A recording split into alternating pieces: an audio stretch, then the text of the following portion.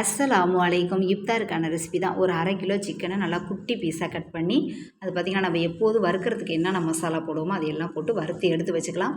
கடாயில் ஒரு 3 ஸ்பூன் அளவுக்கு ஆயிலும் சேர்த்துட்டு, பெரிய சைஸில் 2 பல்லாரி வெங்காயம் நல்லா பொடிசாக கட் பண்ணி சேர்த்துக்கலாம். வெங்காயம் நல்லா வதங்கினதுக்கப்புறம் மசாலாவும் சேர்த்துக்கலாம். இஞ்சி பூண்டு பேஸ்ட்டு, கரம் மசாலா, மிளகாய்த்தூள், மிளகுத்தூள், மஞ்சத்தூள், ஜீரகத்தூள் எல்லாம் சேர்த்து கொஞ்சம் நேரம் நல்லா பச்சை வாசனை போகிற அளவுக்கு வதங்கணும். வதங்கினதுக்கப்புறம் 2 தக்காளி நல்லா பொடிசாக கட் பண்ணி எடுத்து வச்சுருக்க தக்காளியும் சேர்த்துட்டு, ஒரு 3 பச்சை மிளகாய் சேர்த்துருக்கேன். பச்சை மிளகாவை கட் பண்ணாமே சேர்த்துருக்கேன். இது நல்லா வதங்கிக்கிட்டு இருக்கும்போதே பார்த்தீங்கன்னா, மக்கூர்னி நல்லா வேக வச்சு வடிகட்டி எடுத்து வச்சுருக்கேன். நம்ம மக்கூர்னிலே பார்த்தீங்கன்னா நம்ம உப்பெல்லாம் சேர்த்துருக்கோம். நம்ம சிக்கன்லேயும் பார்த்தீங்கன்னா உப்பெல்லாம் சேர்த்துருக்கிறதுனால நான் வெங்காயம் வதங்கும் போது உப்பெல்லாம் சேர்த்துக்கல. ஏன்னா நம்ம எல்லாமே சேர்த்துருக்கிறதுனால கரெக்டாக வந்துருங்கிறதுக்காக நான் சேர்க்காம தான் இருந்தேன். இப்போ நம்ம எடுத்து வச்சுருந்த அந்த சிக்கனையும் சேர்த்துட்டு ஒரு 5 நிமிஷத்துக்கு அந்த மசாலாவோட நல்லா வேக வச்சுக்கணும். வெந்ததுக்கப்புறம் நம்ம வேக வச்சு எடுத்து வச்சுருக்க அந்த மக்கூர்னியும் சேர்த்துட்டு எல்லாமே நல்லா மிக்ஸ் பண்ணிடணும். ஒரு 5 நிமிஷம் 10 நிமிஷத்துக்கு நல்லா மிக்ஸ் பண்ணிவிட்டு ஸ்டவ் ஆஃப் பண்ணிக்கலாம்.